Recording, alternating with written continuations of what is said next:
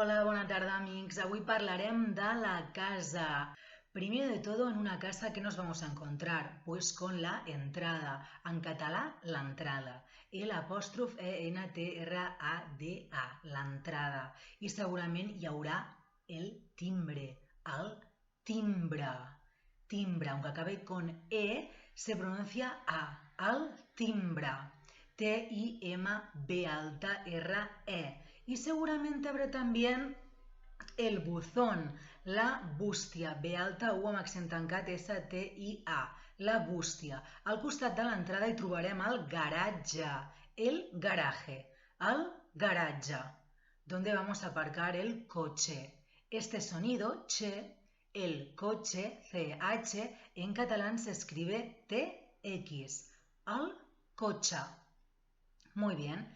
Después de la entrada vamos a encontrarnos con el recibidor. En català, el rebedor.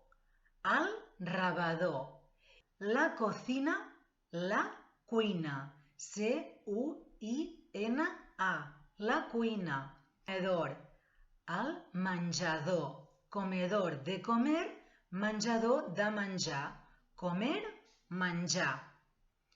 Sala de estar, la salita, normalmente se dice, en català es la sala d'estar.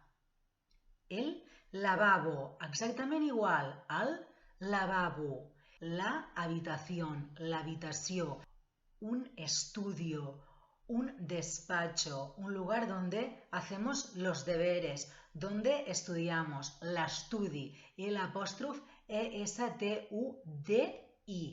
Terrado, el terrat, el balcón, el balcó. Molt bé, espero que us hagi servit i que us sigui útil per descriure on